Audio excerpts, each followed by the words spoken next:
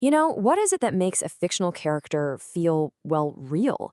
Is it just the things they do? Or is it something else, something kind of hidden under the surface?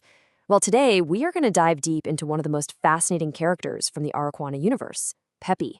We're going to pull back the curtain and take her apart, layer by layer, to see what really makes her tick. Just listen to that for a second. Born of sand, taught by waves, tempered by ice. I mean, that's how people in her world talk about her. It's so poetic, right? And super mysterious. It sounds like she's been through a lot. But what does that actually mean? How does someone become that? All right, let's dig in. And that's the big question, isn't it? That's what we're here to figure out. We're going to follow the entire blueprint for this character, from her life story in the fictional world, all the way to the real-world cultures that give her that unique spark. All right, so first things first, let's officially meet the person we're talking about. Peppiqhilala, though you'll probably hear her called Peppi most of the time. So in her own world, she's got this cool title, the Traveling Flame. But here's what's really fascinating, the thing that unlocks everything. Her Earth analog is an Arab Latina woman with Dominican heritage, and believe me, that's not just some random detail. It is the absolute key to her entire character. Okay, so if you really want to get who Peppi is, you have to follow her journey. It's like her entire being was shaped by 3 totally different places. Each one left its own unique stamp on her. Let's take a look. So here's a quick roadmap of her life. It starts in the desert, then moves to the coast where she kind of comes of age, and finally, she's tempered in the mountains. Each step adds this whole new dimension to who she is. So let's break it down, one by one. Okay, stage 1, the desert. This is where it all begins for her. Just try to picture it. This huge, quiet, sweeping landscape where all you can hear is the wind. That kind of environment, that's what builds her core. It's where she gets that inner calm, that incredible composure. So what did she learn there? Well, the desert taught her some crucial things, like how to have a quiet strength, how to really respect boundaries.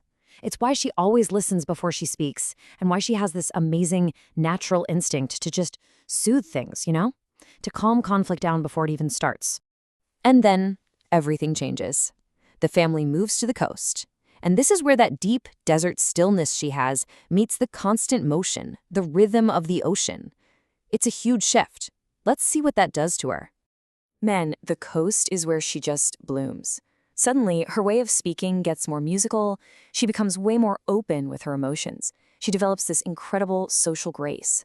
This is where she picks up what you might call soft power, that amazing ability to be the anchor for a group of people, but gently, without ever needing to shout or give orders.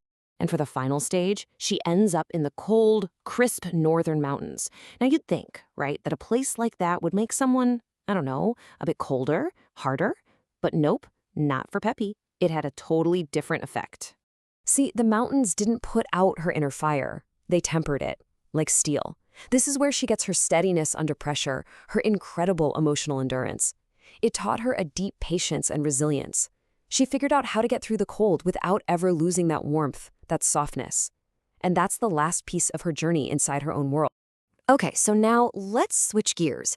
We've seen the fictional story, but what's the real-world blueprint behind all this?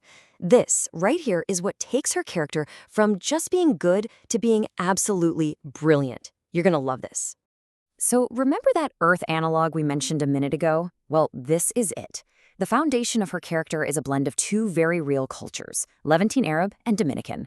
And this isn't just a random mix and match. It's based on actual history, on real patterns of migration. Think about it. From her Levantine heritage, she gets that famous hospitality, that deep emotional attunement. And from her Dominican roots, she gets that incredible warmth, that musicality, that social rhythm.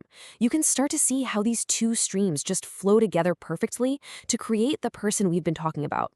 But they didn't just stop at a big general label like Levantine. No way. They drilled down even further.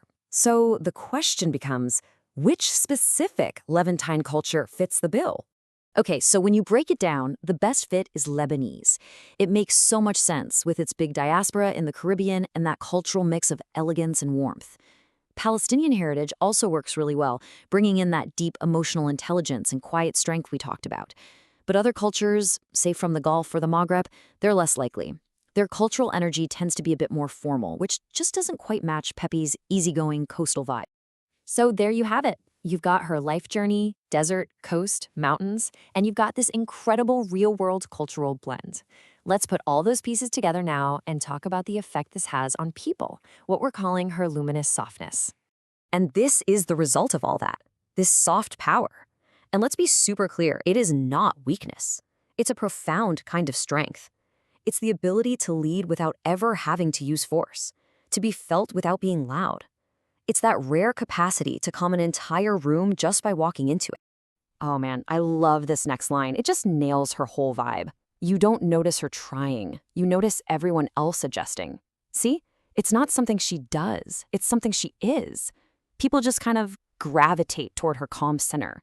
It's completely effortless, and that's exactly what makes it so powerful. Okay, to make this feel a little more real, let's talk about some earth casting vibes. We're not talking about who should play her in a movie, not about looks. We're talking about energy. Think of the gentle command that someone like Zendaya has, or the warm intelligence of Yara Shahidi, or even the expressive softness of Ariana DeBose. That's the kind of presence, that's the energy we're talking about with Peppi. So if you had to sum her up in just one sentence, this is probably it. Dominican warmth braided with Levantine tenderness.